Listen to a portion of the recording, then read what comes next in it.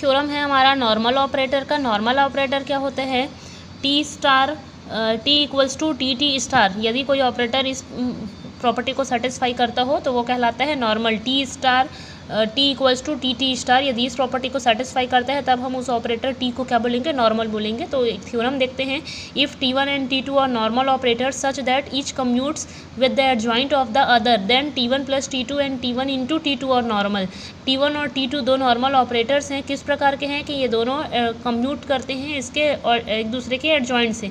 तो हमको दिखाना है टी1 प्लस टी2 और टी1 इंटू टी2 दोनों क्या होते हैं, नॉर्मल होते हैं। तो चूँकि यहाँ पे टी1 और टी2 दो नॉर्मल ऑपरेटर दिया गए हैं तो यहाँ पे नॉर्मल ऑपरेटर के डेफिनेशन अप्लाई कर दी है।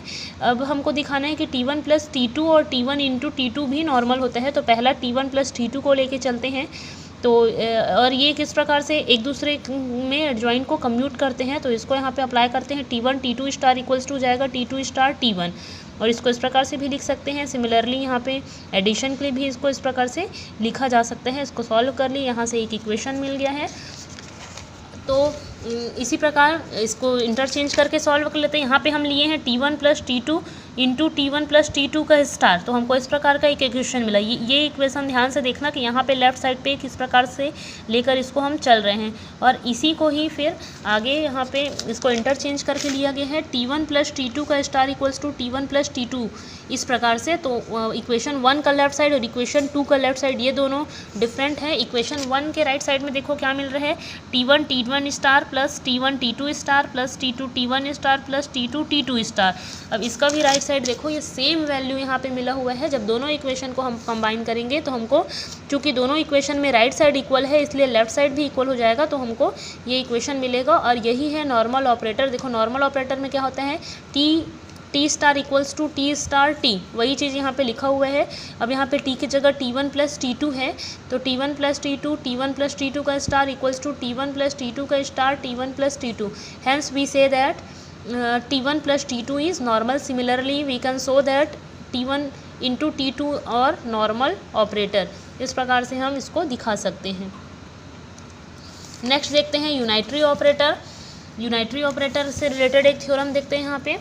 T belongs to a bounded set of X is a unitary if and only if it is an isometric isomorphism of X onto itself। T bounded set of X से लिया गया है कोई operator जिसको बोल रहे हैं यूनाइटरी ऑपरेटर, और ये कंडीशन रखेगा कि ये आइसोमेट्रिक आइसोमॉर्फिस होगा X onto itself ऊपर। तो यहाँ पे दोनों पार्ट को दिखाना है। तो पहले पार्ट को हम लेके चलते हैं, let T is a unitary, T को यूनाइटरी लेके चल रहे हैं और हमको दिखाना है कि आइसोमेट्रिक आइसोमॉर्फिज्म होगा।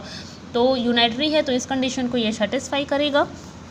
तो हमको यहाँ पे दिखाना है कि आइसोमेट्रिक आइसोमॉर्फिज्म है। तो लेके चलते हैं inner product of T X, इसको सॉल्व कर लिए। तो यहाँ पे हमको मिल रहे हैं नॉर्म ऑफ टी एक्स का square equals to norm of X. This implies that norm of T X equals to norm of X. इसका मतलब हमको यहाँ पे क्या मिल रहा है कि टी जो है वो नॉर्म को प्रिजर्व कर रहा है।